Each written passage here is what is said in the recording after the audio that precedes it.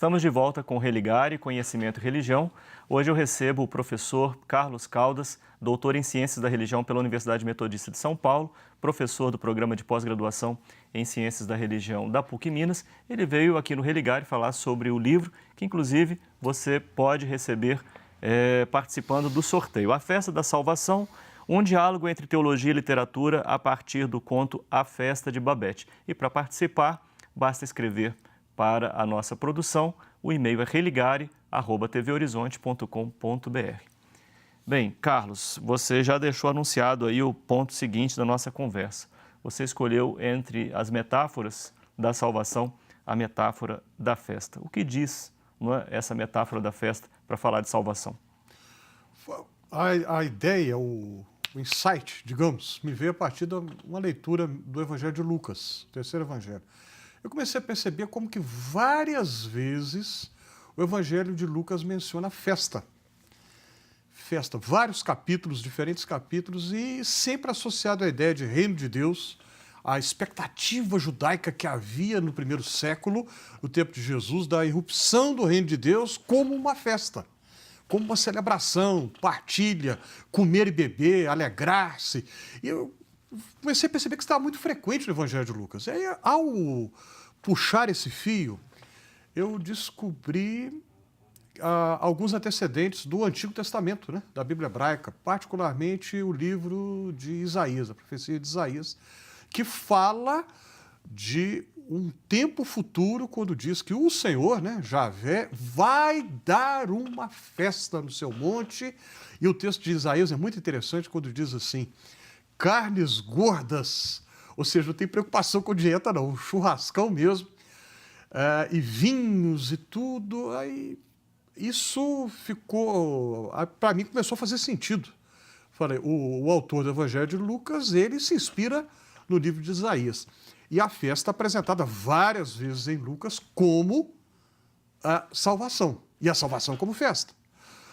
Vou citar apenas um exemplo, que é um dos mais conhecidos, que eu tenho certeza que quem nos acompanha minimamente já ouviu falar, que é a conhecida parábola do homem que tinha 2 filhos, um deles sai de casa, torra o dinheiro do pai, quando volta, o texto diz que o pai o recebe com uma festa. Está muito claro, Lucas capítulo 15, a popular passagem do filho pródigo, salvação é apresentada como uma festa ali. E aí tem o conto, então, que é onde você vai fazer essa análise. Agora no diálogo com a literatura, Sim. Exatamente.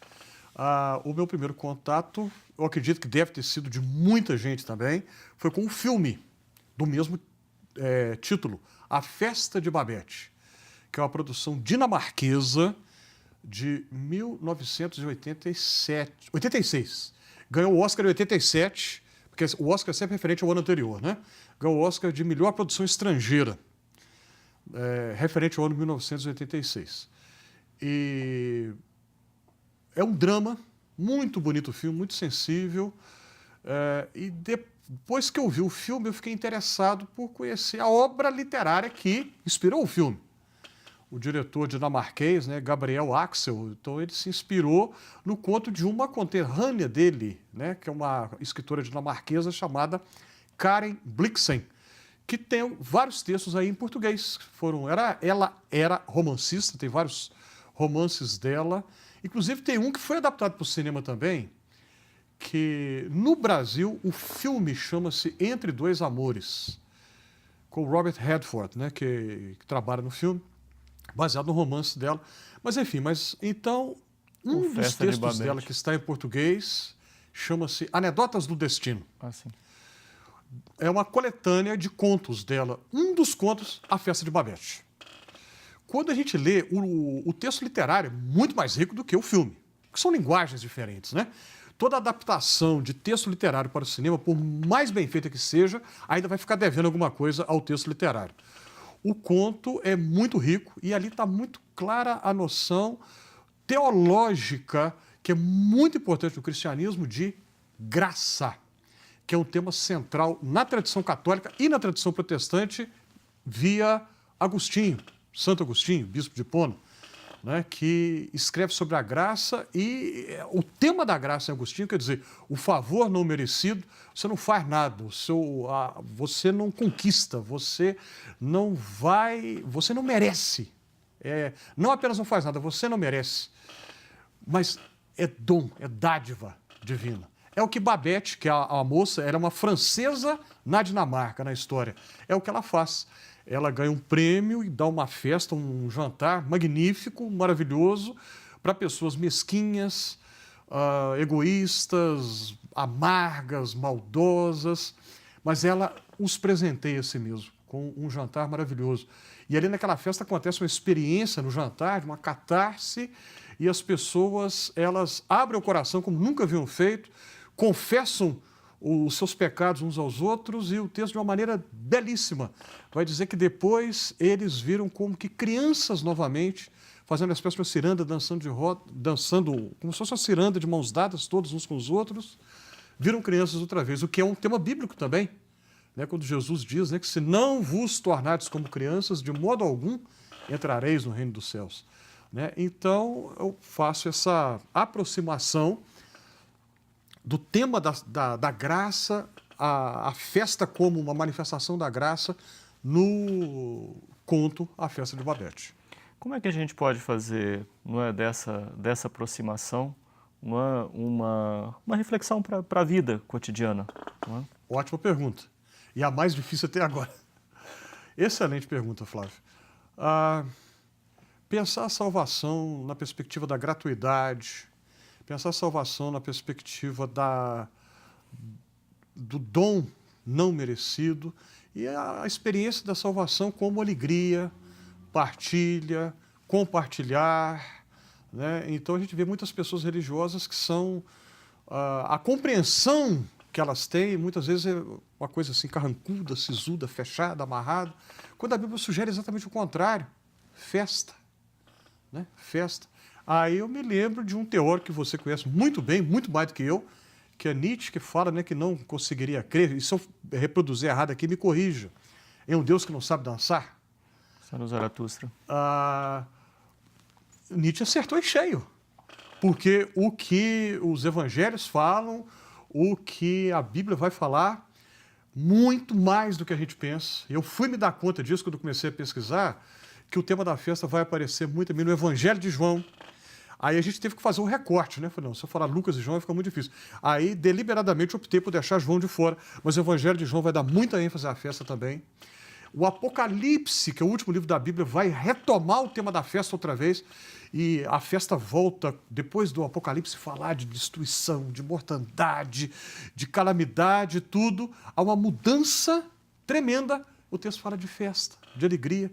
Então, eu penso que a melhor maneira da gente encarnar isso é assumir essa dimensão da vida cristã como algo de celebração, crendo. Agora vem a questão de fé, de crer, da esperança, de crer que a última palavra vai ser da alegria e da festa, e não uma palavra de destruição, mas uma palavra de celebração. Em tempos difíceis, a gente vê guerras no cenário, questões graves no âmbito da economia, da política, uma corrupção, parece que consumindo as estruturas da sociedade e também de pessoas. Onde fica a dimensão da festa, e da própria salvação, num contexto tão conturbado? Ótima pergunta também. Do tipo as difíceis, né? Difícil, muito boa e muito difícil. Fica na perspectiva da esperança, porque senão a gente cai num desespero, cai num desânimo, porque o quadro é de deixar qualquer um desanimado. Né? Congelante, como aparece no filme, né? No filme. Né, exatamente, né? Uma ilhazinha, na verdade, né? Uma ilhazinha no litoral da Dinamarca, que faz frio, inverno quase que o ano inteiro, e tudo. E nessa situação, a tendência é o quê? Inconscientemente, a gente reproduzir o ambiente ao redor. e cair, ficar nessa frieza, nesse desânimo, e não tem jeito, e perder a esperança completamente. Aí vem o desafio, né, que esses textos nos trazem. Né? Textos como o de Isaías, textos vários como os Evangelhos de Lucas, né, que a gente mencionou aí, que nos falam de uma perspectiva diferente. E eu penso que se a gente assumir isso aí, é um antídoto contra a desesperança que pode nos tomar. Porque senão a gente cai na desesperança mesmo. Sim. Bem, as pessoas que desejarem podem procurar pelo livro nas principais livrarias. Obrigado por ter feito essa pergunta. Tem o site da editora Garimpo, né? garimpo.com.br, ou se alguém quiser entrar em contato comigo, meu e-mail, crcaldas2009@hotmail.com. crcaldas2009@hotmail.com. O preço é o mesmo, a vantagem de comprar comigo é que ganha o autógrafo do autor, da livraria não tem jeito. Então é outra coisa. Né? O e-mail do professor Carlos, então, crcaldas2009@hotmail.com. Tá, se não, pode escrever para a nossa produção também e a gente passa o contato, já que você deixou aí à disposição. A Festa da Salvação, livro do professor Carlos Caldas, da editora Garimpo, pode ser também sorteado, e para participar do sorteio basta escrever para a nossa produção, religare@tvhorizonte.com.br. Carlos, um prazer recebê-lo aqui de volta no Religare para falar sobre esse tema. É um prazer trabalhar com você agora no programa de pós-graduação, como você lembrou logo no início. Eu digo mesmo, a satisfação. E agora fica mais fácil para você voltar aqui no Religare mais vezes. Às suas ordens. Que bom. Às suas ordens. Muito obrigado. Muito obrigado.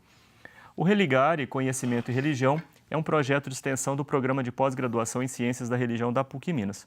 Você pode conhecer as nossas atividades e cursos de especialização, de mestrado e de doutorado, acessando a página pucminas.br/ppgcr. Religare de hoje fica por aqui.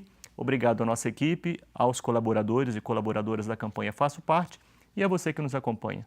Um abraço muito cordial e até a próxima semana com o novo Religare, Conhecimento e Religião.